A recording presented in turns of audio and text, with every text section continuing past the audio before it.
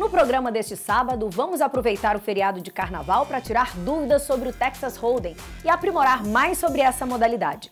Você ainda vai conferir uma entrevista exclusiva com o Dr. Rogers Garcia, diretor jurídico da Confederação Brasileira de Pôquer, sobre a legalidade e a regulamentação desse esporte da mente, que tem conquistado o mundo.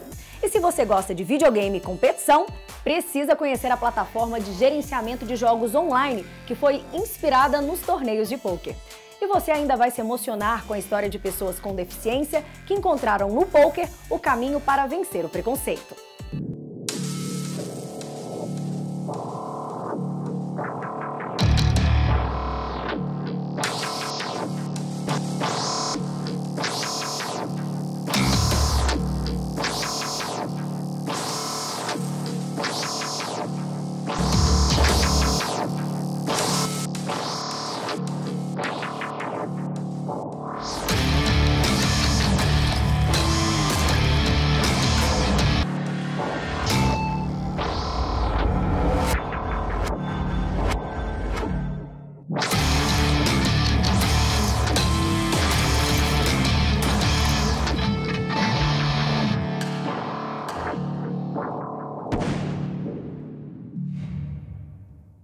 Olá, boa tarde, tudo bem? Feriado de carnaval e vamos aproveitar para aprender mais sobre o pôquer. No nosso primeiro programa mostramos a modalidade mais famosa desse esporte, o Texas Hold'em, que está presente na maioria dos torneios. E recebemos algumas perguntas sobre esse tipo de jogo e agora é hora do nosso especialista tirar as suas dúvidas.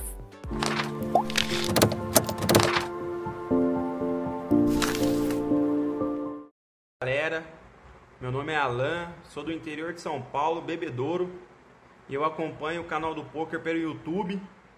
E aí, a minha pergunta é possível jogar pôquer gratuitamente pela internet? Abraço! Fala, Alan, beleza? Olha aí, Bebedouro, São Paulo, maravilha, muito obrigado por estar nos acompanhando. Em relação à sua pergunta, hoje é bastante possível que você possa jogar pôquer gratuitamente através da internet. Existem hoje diversos sites de pôquer em que você faz um simples cadastro, onde geralmente vai ser pedido o seu nome, o seu endereço e o seu e-mail. Após esse cadastro, o site vai te proporcionar fichas fictícias. São fichas que não têm um valor monetário, onde você poderá jogar contra vários jogadores de diversas partes do mundo. Alemanha, Rússia, dentre outros, tá bom? Então aí tá respondida a sua pergunta, Alan. Um abraço e muito obrigado. Olá, meu nome é Felipe Monteiro, eu falo de São Paulo, capital. Eu assisto o canal do pôquer através do YouTube e a minha pergunta é a seguinte: o que é uma CBET? Valeu! Obrigado. Fala, Felipe Monteiro, beleza? Muito obrigado pela sua audiência em São Paulo, capital, através do nosso canal do YouTube, canal do pôquer. Em relação à sua pergunta, maninho, é o seguinte: a sigla CBET nada mais é do que o termo Continuation Bet, continuação da aposta. Como assim, Gustavo? Vamos para o seguinte cenário: eu abri um raise no pré-flop, eu fiz um aumento no pré-flop e você, Felipe, me deu call. Lá do Big Blind, por exemplo. Então eu sou o agressor da mão e você é o passivo. Eu agredi e você só deu call, então se tornou o passivo da mão. Bateu o flop, ou seja, as 3 primeiras cartas, e eu vou e faço a CBET. O que é a CBET? Continuação da aposta. Eu apostei no pré-flop, bateu o flop, eu continuo apostando. A famosa Continuation Bet, ou também chamada de CBET. Beleza, maninho? Espero ter respondido sua pergunta. E é isso aí. Muito obrigado. Forte abraço. Você também pode enviar sua foto, vídeo, pergunta ou sugestão. Nosso WhatsApp e redes sociais estão aqui na tela. Você pediu e o canal do pôquer te atendeu. Hoje, no quadro Modalidades do Pôquer, vamos aprofundar um pouco mais sobre o Texas Hold'em, dando dicas importantes para você aprimorar suas técnicas de jogo.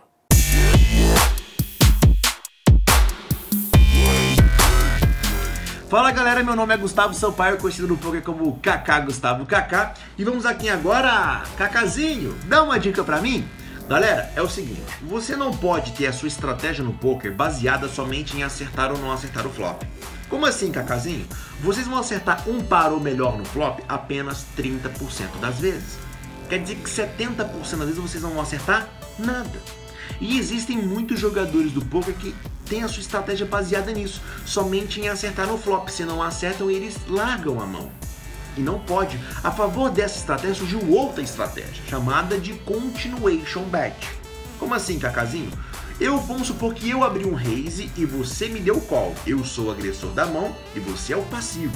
Bateu o flop, o que eu faço? Eu continuo apostando. A Continuation Bet, famosa C-Bet. Por que, Cacazinho? Como você, meu adversário, só vai acertar um par no flop, ou melhor, como eu já falei, 30% das vezes, quer dizer que 70% das vezes você não vai acertar nada. Como os adversários tendem a foldar muito quando não acerta nada, o que acontece? Eu faço a C-Bet, você não acertou 70% das vezes, você vai largar a mão e eu, recolho esse pote. Beleza, família? Dica dada pra você, hein? Não vai esquecer, não pode jogar só pra acertar, hein, mano? E aí, gostou? Então comece a jogar e tire as suas dúvidas. Temos um canal exclusivo para você interagir com o programa. Mande sua pergunta e na semana que vem traremos a resposta. No próximo programa, vamos ver a segunda modalidade mais praticada no esporte, o Omaha. E não perca as dicas dos nossos instrutores e desenvolva cada vez mais as suas habilidades. E não podemos nos esquecer, hoje, dia 10 de fevereiro, é dia do atleta profissional. E o canal do Poker parabeniza a todos e deseja muito sucesso para quem faz do esporte a sua profissão. No Poker, não é diferente.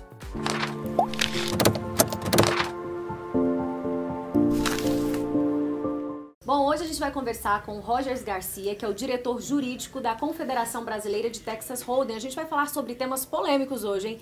Regularização e a legalização do poker. Boa tarde, obrigada pela entrevista. Boa tarde, Flávia. Satisfação enorme poder estar aqui falando com todos os colegas e levar um pouco mais de informação a respeito desse mercado maravilhoso que tem uma vida concentrada para que ele pudesse hoje estar do tamanho que está, e existe um time maravilhoso de pessoas pelo Brasil que dão muito duro para que seja reconhecido de uma forma séria e grandiosa como o poker merece. E ainda é um assunto muito polêmico quando se fala sobre legalização. Como é que está essa questão da legalização aqui no Brasil hoje? Vamos lá. É muito importante para entender esse cenário a gente conseguir identificar aonde o poker está conceituado e aonde os jogos de azar estão sendo interpretados sobre essa mesma égide. Quando a gente fala de poker, é muito importante, Flávia, que a gente entenda que ele é um esporte intelectivo, é um jogo da mente. Então, diferente de um jogo de azar, que muita gente pensa que seja. Perfeitamente. Ainda hoje existe um certo desconhecimento que veio diminuindo muito ao longo dos anos, mas ele ainda de fato existe, de pessoas que entendem, mas você trabalha com poker? Isso pode? Poker é legal? Pode. Tanto é legal que mais de 100 mil pessoas no Brasil sustentam suas famílias com o nosso meio. O poker, quando desde maio de 2010, um braço das Nações Unidas, uma organização vinculada a ela, chamaria MSA, significa International Mind Sports Association. Ela declara no mundo o que são jogos de azar de esportes mentais. Então, depois de muitos pareceres, muitos estudos científicos, basicamente promovidos por nós da Confederação Brasileira de Texas Hold'em aqui no Brasil, ela interpretou com esse arcabouço de documentos que de fato o poker é um esporte mental. E por que isso foi tão importante para nós no Brasil? Porque no mundo como um todo, o mercado europeu, o mercado estadunidense, não havia muita energia, muita preocupação em diferenciar o poker como se esporte da mente ou se jogo de azar. Porque o ordenamento jurídico nesses lugares entende que os jogos todos são permitidos. Não são contravenções ou atividades ilícitas. Mas para nós, aqui no Brasil, se esse entendimento não fosse pacífico pelo Estado, nós jamais poderíamos ter crescido. Nós seríamos sempre pessoas trabalhando à margem da lei. E eis que em maio de 2010, a MSA declara: pôquer é um esporte mental. E desde então, no rol dos esportes assim interpretados pelo Estado, por meio do site do Ministério dos Esportes, está lá a nossa confederação. Esse momento ele é muito importante, porque ele coloca o pôquer agora não mais no balde como cassino, como roleta, como blackjacks, como dado, como jogos de azar, jogos onde a sua inteligência não é capaz de afetar o resultado. Ele nos coloca em situações muito mais nobres, como xadrez, como damas, como bridge, como go, jogos notadamente dados de habilidade. E foi a partir daí que, de fato, quando a gente pensa em expansão do poker, inúmeros empresários como eu puderam ter um clube como esse que nós estamos conversando. Antes dessa data não era possível? Não, antes dessa data nós trabalhávamos às margens da lei, sendo contestados severamente sobre a legalidade ou não da nossa atividade. Foram mais de 160 ações na justiça defendendo a legalização do pôquer. Graças a Deus, todas vitoriosas pela nossa confederação. Onde a gente hoje tem pacificado desde este marco que, como uma atividade intelectiva, não poderíamos ser enquadrados como jogos de azar. Então, o Estado nos vê diferente. E empresas como essa, que inclusive é curioso, porque o nosso vizinho é o Clube dos Delegados da Polícia Federal. Então, se fosse uma atividade ilícita, não poderíamos estar aqui. Isso mudou realmente a forma como o pôquer é enquadrado em todo o território nacional.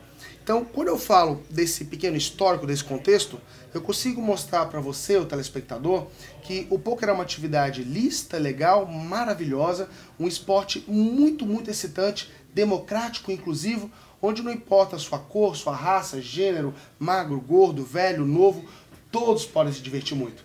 Porque o embate aqui, ele é intelectivo. Então, isso faz com que todas as pessoas se divirtam tanto e façam desse esporte ser um dos que mais crescem no mundo. Nós só perdemos para o MMA atualmente. Foi muito interessante quando você citou a diferenciação e como mostrar isso para o nosso telespectador em relação aos jogos como um todo. Porque, neste momento, o Brasil discute, aqui no palco Brasília, no Congresso, a legalização, o marco regulatório dos jogos.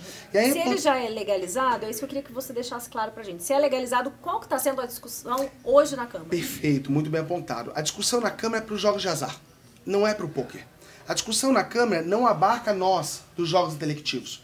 Nós já temos o Estado vendo a nossa atividade como legalizada. O que a gente incluiria, então, dentro desses jogos de azar? A gente inclui todas as atividades tipicamente praticadas em cassino. Todas as atividades de jogos onde não há uma diferença entre a sua capacidade intelectiva para produzir um resultado diferente. Quando eu aposto, por exemplo, que um jogo de futebol, Flamengo versus Vasco, que o Flamengo vai ganhar, não sou eu não posso afetar em nada aquele resultado. São dois times e eu apostando em quem ganhe. Quando eu vou numa roleta e ponho R$100, $100 no preto, eu também não tenho nada de habilidade para que eu possa fazer o resultado da roleta se alterar. Mas é lógico, quando a gente compara o pôquer, o xadrez, fica fácil entender que quanto mais preparado eu sou, melhor, mais competitivo, mais vencedor eu serei. Só que esse momento da discussão é justamente para todas essas atividades onde o poder intelectivo não tem nenhuma correlação, que são os jogos de azar. Quando você abre as cartas, claro que tem uma questão de sorte, mas como você vai lidar com a jogada é o que você precisa da estratégia e estudar bastante. Perfeitamente. Então, por isso não se enquadra num jogo de azar. Exato. Quando você me fala o pôquer, as cartas, elas são só o instrumento no qual o pôquer é feito. O processo randômico de escolha, onde eu posso ter mãos boas ou não, quando eu recebo as cartas para o jogo, ele é aleatório para todos. O que não é aleatório e eu posso conduzir de forma diferente é o que fazer diante de cada situação como aquela. E perceba que é uma analogia muito clara com a vida, né? Você tem um livre-arbítrio, talvez a decisão de querer sair de um evento noturno, beber e dirigir. Algo notadamente irresponsável, que coloca a sua vida em risco e a de outras pessoas. Eventualmente você pode ter bebido e chegar em casa são e salvo, porque você deu sorte. Mas não quer dizer que fazer esse comportamento que é lastimável vai te trazer insegurança todos os dias. O pôquer, quando você faz o certo, quando você joga tecnicamente, porque entende tanto a psicologia quanto a matemática do jogo, o longo prazo se faz verdadeiro. E é aí que os grandes jogadores começam a aparecer. Quanto mais você atua de forma positiva, quanto mais as suas jogadas são não somente inteligentes do ponto de vista técnico, mas também diante do seu oponente psicológico, você começa a ter resultados incríveis, entender e dominar o jogo. A gente tem até o caso agora do BSOP, que foi o Thiago que ganhou, Sim. Que começou com bem short start lá, tava numa situação todo mundo achando que o outro ia ganhar. Exato. E ele até contou que teve estratégias ali, fez bons blefs e ele não tinha mais a estratégia que ele usou e ele conseguiu totalmente virar as jogadas e ele saiu como campeão. Então isso mostra que não é só sorte. Também Sem se fosse dúvida. Só sorte não tinha tanto livro, tanto estudo, tanta técnica, tanto coach. Sem dúvida. E você olha para trás, você pensar nos últimos 5 anos e ver lá quem são aqueles 10 caras que sempre estão em todas as mesas finais, sempre na reta final. Você vê que basicamente os mesmos grandes jogadores estão figurando na ponta em todos os torneios, em todos os eventos que existem. Se houvesse uma competição de dado de jogar na roleta, não haveria isso, porque não há nenhuma capacidade intelectiva por meio de um evento completamente ligado ao acaso. E qual que é a diferença, então, dessa legalização, já que o pôquer é legalizado no Brasil, e a regulamentação? Perfeito. A regulamentação que está vindo com o marco regulatório dos jogos, isso sim diz respeito ao nosso mercado.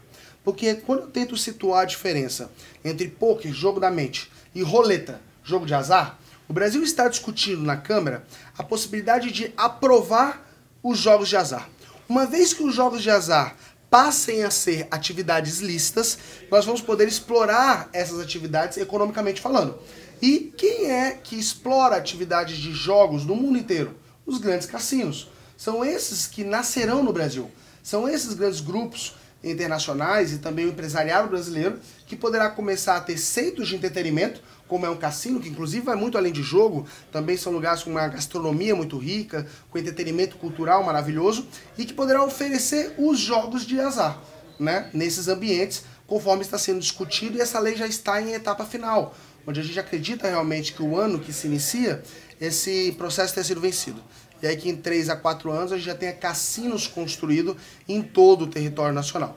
E aí é muito importante, voltando à sua pergunta, o que é a regulamentação, ao contrário da legalização, é porque o marco regulatório dos jogos, que é como a gente entende esse momento que o nosso Congresso discute, ele vai regulamentar regras também para o nosso setor, para os jogos da mente. Regras tributárias, regras de como as questões trabalhistas serão envolvidas em cargos, onde hoje eles não estão tipificados tanto pela Receita como pelos órgãos como o Ministério do Trabalho. A função de dealer, por exemplo, muito importante nos clubes de pôquer, ela não existe. Não existe um KNAI de dealer para essa profissão. A regulamentação, ela visa vir preenchendo lacunas do que o nosso trabalho tem hoje, que é legalizado, mas não está regulamentado. Ou seja, colocar realmente uma regulamentação para aquilo que já é profissional hoje. Perfeitamente. Que já funciona, mas ainda não é regulamentado. Para que as regras fiquem muito claras, e eu gosto muito, Flávia, de um exemplo que também vai servir para o nosso telespectador, que seria as empresas de telefonia móvel. Há mais ou menos 10 anos atrás, quando eu, com um celular de uma operadora em Brasília, ligasse, por exemplo, para a Flávia em Goiânia, mas ela comprou aquela linha em São Paulo, ninguém sabia para onde ia o imposto. Ninguém sabia se o governo cobrava imposto de mim de Brasília, da Flávia de Goiânia ou da operadora que está em outro estado. No entanto, o que aconteceu? Era legalizado a atividade de telefonia móvel, mas não era regulamentada. Isso que o governo faz na Anatel, uma agência, uma autarquia que vem regulamentando o setor. E hoje as regras são muito claras. Nós sabemos os impostos que pagamos, nós sabemos, as operadoras entendem aonde que vai vir a tributação para ela, quais são as formas dela oferecer aquele produto, aquele serviço e quais são as margens que ela consegue operar. Esses detalhes técnicos que a regulamentação vai trazer também para o nosso setor de jogos intelectivos. Diante dessa regulamentação, qual que vai ser a importância disso para o mercado do pôquer, para a profissionalização das profissões inseridas nesse mercado e para o futuro desse esporte? O primeiro ponto é o grande volume de pessoas que vão se dar o enorme prazer de conhecer o esporte, de conhecer o pôquer. O segundo ponto, que para mim é mais importante, é o impacto social. Me choca quando eu vejo autoridades defendendo de forma muito veemente que a legalização dos jogos de azar é ruim para o Brasil. Como um país com esse potencial turístico gigantesco, com um nível de desemprego crescente, trazendo uma nova indústria que pode gerar mais de 1 milhão de empregos indiretos, como que essa indústria pode ser ruim?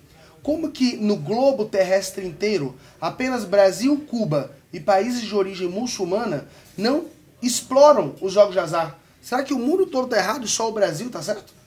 Então é muito claro observar que com esse processo que está vindo, uma nova cadeia produtiva que envolve o trabalho, envolve o turismo, envolve todo o potencial desse país, será melhor aproveitado e os cofres públicos se beneficiarão em demasia com isso, porque os valores a serem recebidos por impostos serão gigantescos. Um estudo agora apresentado pelo Instituto Jogo Legal, onde um mestre da Universidade Federal do Rio de Janeiro prospecta que com a legalização dos jogos, já no primeiro ano, os cofres públicos arrecadem 12 bilhões de reais em impostos. Alguém tem dúvida de que esse dinheiro vai ser muito útil para a saúde, para a educação, para a segurança, para toda a cadeia de necessidades que o Brasil atravessa? Eu acredito que não. Muito obrigada pela entrevista, com certeza boas expectativas para o pôquer nos próximos anos. Sim, sim. E no próximo bloco você vai conferir uma plataforma que foi criada para gerenciar os jogos inspirada no pôquer. Não perca!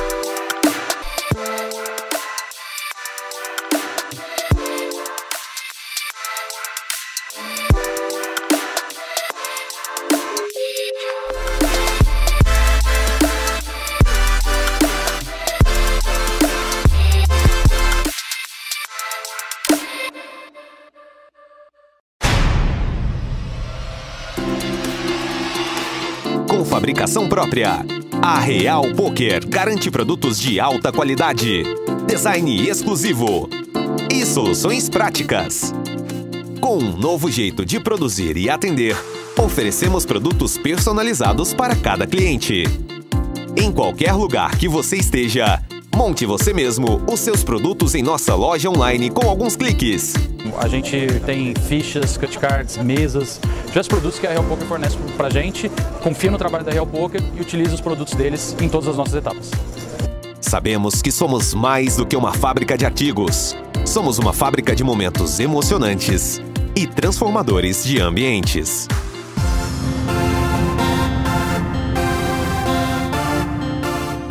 Real Poker, levando a emoção do poker para todos os cantos do Brasil e do mundo.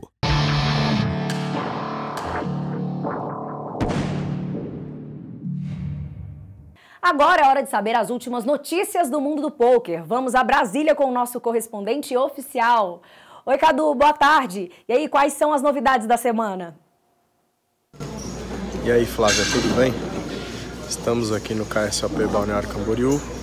Estou aqui com vocês nessa tela aqui atrás, tempo e premiação do High Rollers, que teve essa quantidade de entradas e está pagando R$105 mil para o campeão.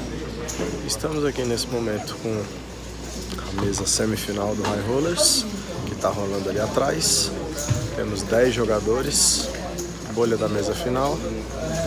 E também aqui no salão, nesse momento, a gente tem ali do outro lado, ó, o Monster Stack, um buy-in de R$1.500, que deu um total de 150 entradas e está pagando R$37 mil para o campeão, fora os bounties de eliminação de R$300 para cada jogador. É aqui no KSOP Balneário Camboriú. Tamo aí, galera. Canal do Poker, acompanhem, compartilhem, mandem suas perguntas, seus comentários e tamo junto. O Cadu aqui com vocês sempre. Abraço. Tá certo, Cadu. Bom feriado pra você, bom fim de semana. Até mais. Obrigada pelas informações.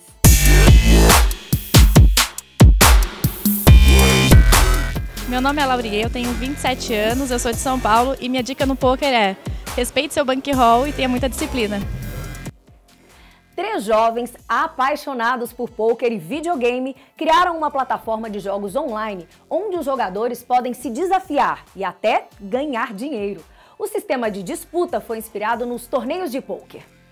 O mercado do pôquer, ele tem um universo de oportunidades. E foi exatamente pensando nesse mercado de oportunidades que o Marcos resolveu investir no pôquer. Foi uma inspiração primeiro para você, para poder depois trazer esse lance de disputas aqui para os jogos de game. Exatamente.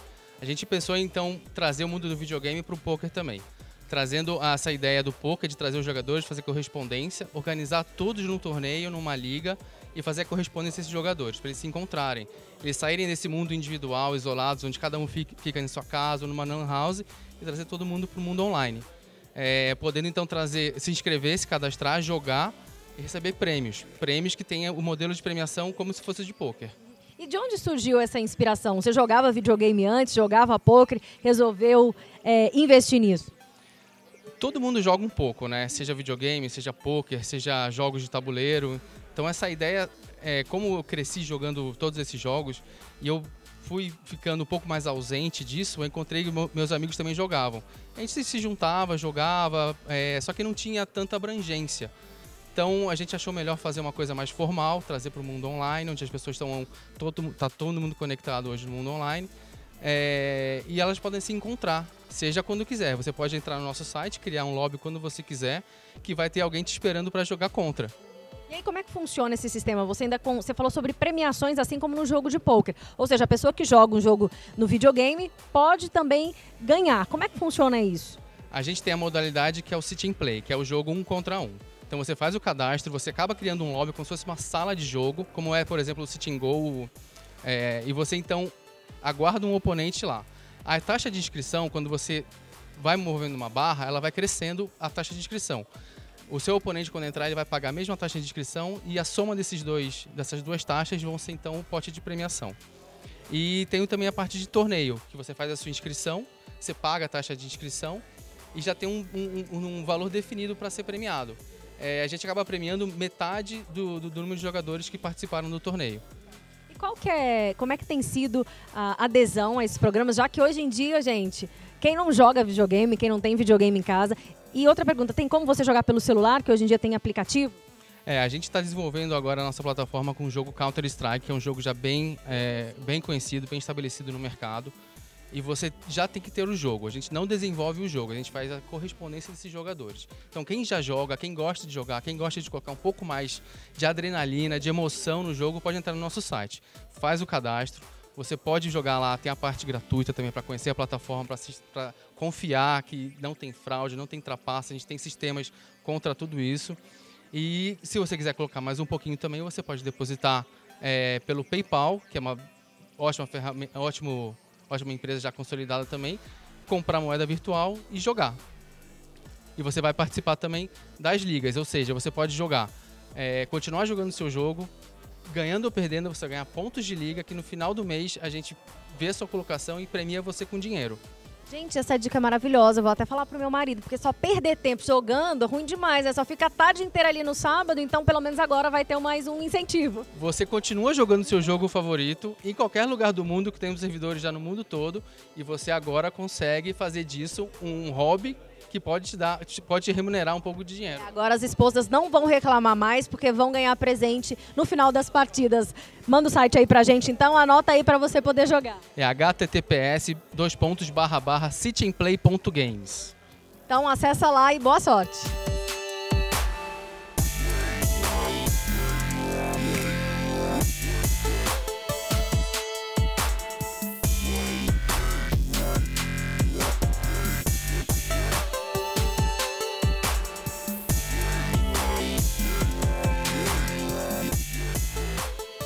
Conta um pouquinho dessa história, quando é que você começou a jogar, o que te inspirou? Então, sempre fui muito de jogar baralho, né? Com a minha família, com a minha mãe, com as minhas primas, meus amigos, tudo. Até que fui apresentado pro poker, comecei a jogar com meus amigos, isso eu tinha uns 16 anos, há uns 10 anos atrás. A gente se reunia à noite, comprava às vezes salgadinho, R$2 colocava cada um, R$5, valendo o mesmo salgadinho, a Coca-Cola, às vezes uma cervejinha. Até que eu fui pegando gosto pelo jogo, vi que eu conseguia ganhar mais do que perder. Aí coloquei uns dólares online, comecei a jogar cada vez mais, mas sempre por hobby, né? Tinha meu trabalho, fazia faculdade, os anos foram se passando, eu continuei jogando sempre. E aí até eu vi a oportunidade de virar profissional. Eu ganhei um torneio bom online no PokerStars.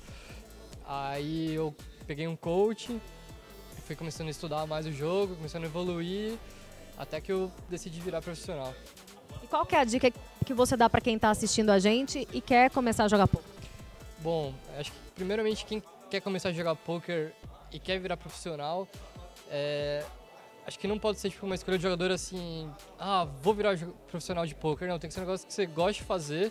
Eu acho que você vê que você se dá bem, que você tem uma tendência a conseguir bons resultados. E aí, se você vê que é o que você gosta de fazer mesmo, que é o que você quer fazer da sua vida, tem que estudar, tem que se dedicar, tem que focar, né? Isso é muito importante, porque quando eu comecei a jogar, eu estava ainda terminando a faculdade. E aí não era a mesma coisa, né? Não dava pra eu me dedicar 100%. Então é muito importante que o jogador se dedique bastante, procure estudar, coach ou ler livro, e que ele goste, né? Principalmente, porque não adianta querer jogar profissional sem gostar. Pro pessoal que gosta de jogar brincando, porque ninguém quer jogar poker e perder, né? Todo mundo é muito competitivo. Você não vai conhecer um jogador de poker que não é competitivo, né? Então, mesmo os jogadores que jogam recreativamente, a gente tem que sempre buscar evoluir, buscar conversar com os amigos, discutir mão, para ver opiniões diferentes, raciocínios diferentes, para de repente conseguir, né, resultados bons. Fala um pouquinho pra gente sua história no poker, como é que você começou, o que o poker significa hoje pra você? Eu comecei a jogar poker na faculdade, junto com os meus amigos, e aí eu consegui ver que é um jogo de habilidade, estudei bastante e dava para fazer um dinheiro como uma segunda profissão, digamos assim. E essa é a sua segunda profissão hoje? Qual que é a primeira? Tem uma primeira ou essa é a primeira? Não, a minha primeira profissão foi a plataforma que a gente montou de jogos eletrônicos, né, City and Play Games, que é como se fosse um PokerStars, mas para jogos eletrônicos como CSGO, que é o que a gente está fazendo aqui. E em segundo lugar, em paralelo, eu jogo poker para me divertir, também porque consigo dá para tirar um dinheiro jogando se você estudar e trabalhar bem. Gustavo Sampaio, 31 anos, conhecido nas mesas como Gustavo Kaká. É jogador profissional e coaching desde 2013. Já possui diversas mesas finais dos mais variados torneios online. Sua especialidade atual está nos torneios regulares e foi campeão do Campeonato Goiano de Pôquer em 2017. Diego Cardoso, 30 anos. É mais conhecido como Diego Kipp. É jogador profissional e coaching desde 2008. Possui diversos títulos dos torneios mais importantes online, incluindo 2 títulos do maior torneio regular do mundo, o Sunday Million. E agora vamos ver os comentários dos próprios jogadores. Fala galera, meu nome é Kaká, Gustavo Kaká, e esse aqui é meu mano Diego Kipp. Você que está procurando um canal para se atualizar as informações do poker, todas as quartas-feiras temos desafios com novos jogadores no YouTube às 15 horas da tarde. Ó, e não vai perder o programa, hein? É sábado às 15 horas, não vai perder. Sintoniza lá. E esta semana tem mais desafio marcado. Quarta-feira, dia 14, às 3 da tarde. E como sempre, você pode conferir ao vivo pelo nosso canal no YouTube. E semana que vem, a gente abre o jogo e comenta. Participe também e dê sua opinião. Mande seu comentário, vídeos ou fotos para o nosso WhatsApp ou para as redes sociais do canal do Poker. No próximo bloco, vamos mostrar que esse esporte é para todos, então não saia daí.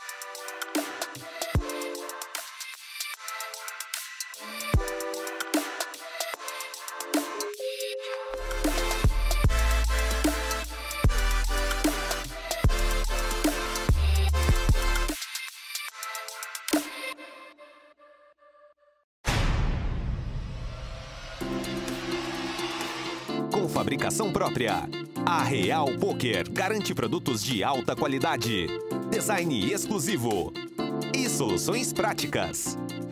Com um novo jeito de produzir e atender, oferecemos produtos personalizados para cada cliente. Em qualquer lugar que você esteja, monte você mesmo os seus produtos em nossa loja online com alguns cliques. A gente tem fichas, cut cards, mesas, diversos produtos que a Real Poker fornece pra gente, confia no trabalho da Real Poker e utiliza os produtos deles em todas as nossas etapas. Sabemos que somos mais do que uma fábrica de artigos. Somos uma fábrica de momentos emocionantes e transformadores de ambientes.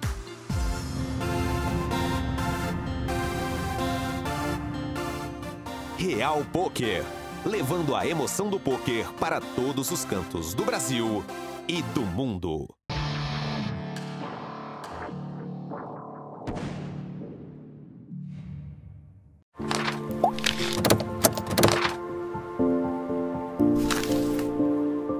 E aí Flávia, tudo bem? Tudo bem, pessoal do canal do Poker? Estamos aqui diretamente do KSOP, Balneário Camboriú, com o sócio proprietário Moisés.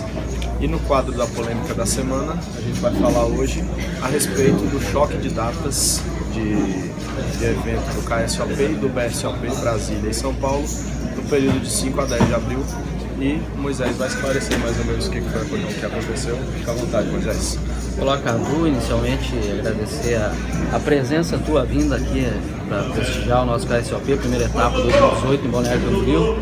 Neste ano vamos ter aí um ranking ao longo de 6 etapas, onde o grande campeão será premiado com uma Mercedes-Benz 0 km que estava exposta aqui no evento, né? Pois é, Cadu, esse meio do poker, os bastidores dele não se mostra muito, né? Os jogadores às vezes não têm muito conhecimento, muita ideia, né? O que acontece por trás. Aí, Salgado do CG, abre raise para 235 mil fichas. Nós iríamos realizar Carlos Roberto do Cutoff na data de 5 Anuncia raise para 600 mil fichas. Ação para Salgado. Estamos negociando esta data com o hotel, onde já fizemos no ano passado.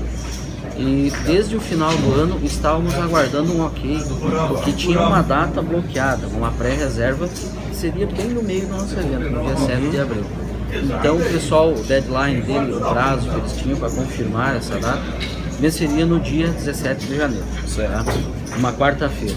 Ocorre que na quarta-feira, perto do meio-dia, eu recebo a ligação do Royal Tulip, eles me informam que a data estava liberada para nós. Né? Perfeito. Aí eu entrei em contato com o nosso Flora aqui, que é TD, lá na Enjoy Poker Club em Brasília, e comuniquei a ele, olha, vai falando aí com o pessoal, em off ainda com os jogadores, que nós vamos ter a segunda etapa em Brasília, até pela questão do ranking, né, para o pessoal vir para Balneário Camboriú, então é porque a segunda etapa seria em Brasília. Nesse mesmo dia teve uma reunião lá em Brasília com o pessoal da federação. E, infelizmente ele teve que informar porque parece que eles tinham previsão de marcar uma etapa do circuito brasiliense na data de 4 a 9 de abril. Então ele falou, olha gente, não marque nessa data porque vai ter KSOP aqui. E aí ele me ligou à noite para me falar. Ele teve que passar essa informação. Eu disse para ele, cara, é só esperar, viu? Tem coisa.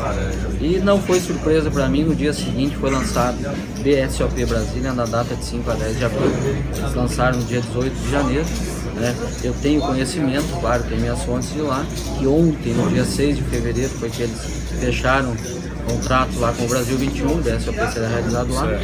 Então, o que eu fiz? Eu simplesmente parei, respirei fundo e pensei numa estratégia. Quando você está lidando com um adversário que é muito forte, poder político, organizacional, financeiro, você tem que usar uma estratégia. Então eu parei, analisei, percebi que seria o momento certo de levar uma etapa para São Paulo, porque eu não teria tanta resistência, porque o foco deles será o BSOP Brasil. Né? A Kings já fez um evento em São Paulo em 2016, um evento de 500 mil garantidos, e eu fui surpreendido porque há 3 dias antes do nosso evento, um clube lá de São Paulo lançou um torneio de 300 mil reais com um buy-in de 100 reais. Então, me prejudicou bastante naquele evento. E eu sei que quando eu for levar uma etapa do KSOP para São Paulo, eu tenho que ir bem preparado. Né? Pausa para você, pode salgado disso, o choque de datas. Né? Eu vou aproveitar esse momento que eles estarão em Brasília, né, cuidando do circuito deles, e levar a nossa etapa lá para São Paulo. Né? Não que isso seja agora padrão nos próximos eventos, que a gente vai chocar a data entre KSOP e BSOP.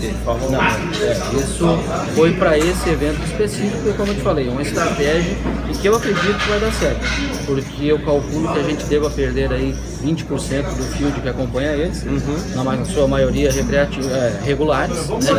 E onde 80% do público recreativo ficaria em São Paulo. Perfeitamente, maravilha. Até porque, pessoal, independente de qualquer coisa, o mais importante é a gente salientar que a gente não quer defender nem lado A nem lado B. A gente quer a transparência, a gente quer saber o que de fato está acontecendo e principalmente o seguinte, o jogador, o que ele quer?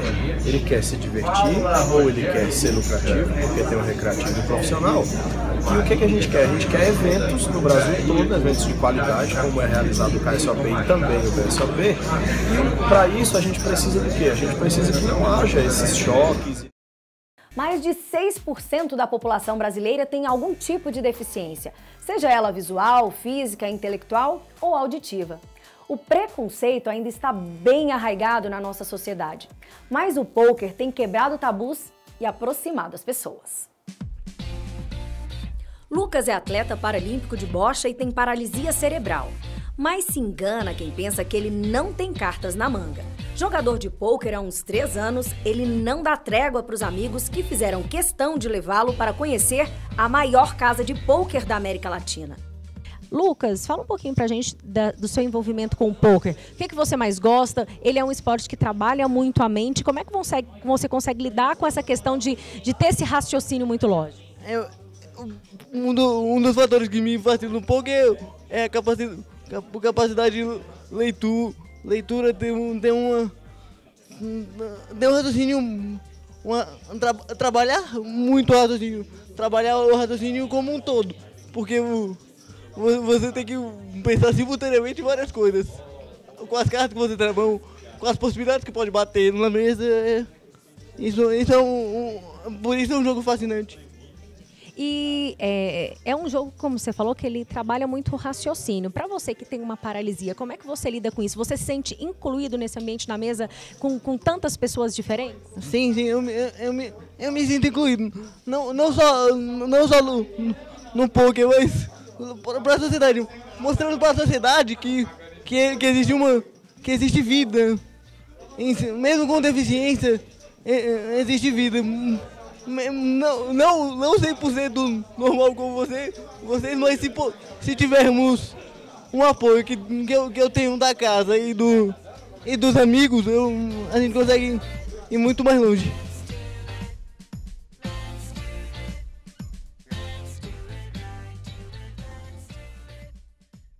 O pôquer é um esporte totalmente democrático. Aqui, todo mundo é igual.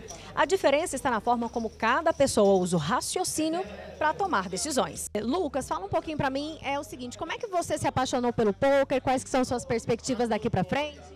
Assim, a gente...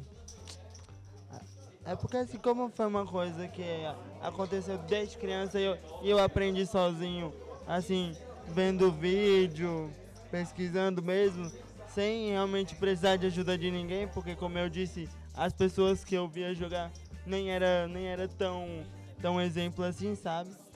Mas eu sempre alimentei um sonho que é, desde criança, que é sustentar a minha família com o pôquer, entendeu? Hoje em dia você ainda não é um profissional do pôquer. Como é que você está trabalhando sua vida para se tornar esse profissional? Sempre estudando, fazendo amigos e aumentando as oportunidades. Porque assim, por exemplo, em uma semana e pouco de P2, eu já fui chamado pro JK, o Jean da Pro Evolution me ofereceu o coach, entendeu? Então tudo foi surgindo assim do nada, sabe? Hoje você tá num time então que te patrocina? Sim. Como é que funciona seu trabalho nesse time? Não, eles assim, eles me vêm treinando, me dão os coaches, me dão dicas de como eu devo agir, a gente estuda junto e eles me ajudam na relação financeira de torneios, entendeu? E como que você se sente nesse ambiente do pôquer? Porque tem preconceito às vezes em alguns outros lugares, como é que você sente? Você sente que existe algum preconceito com você ou não? Aqui, não.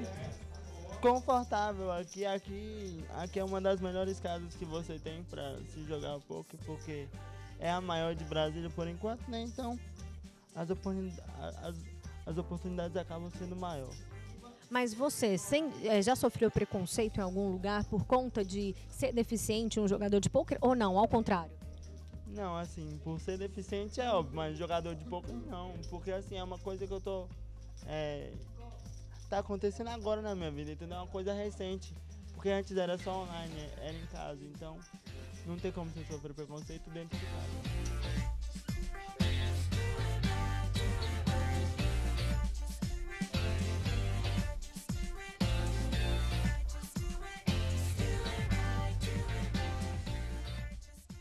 Emocionante ver a superação e como esse esporte inclui e aproxima as pessoas.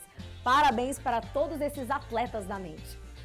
Bom, a gente fica por aqui, mas no próximo programa você vai conferir uma entrevista exclusiva com um dos principais jogadores brasileiros de pôquer da atualidade, Rafael Moraes, que é top 100 no ranking mundial GPI. Também vamos aprender algumas expressões típicas desse esporte, ok, players? Então, até sábado às 3 da tarde. Tchau, tchau!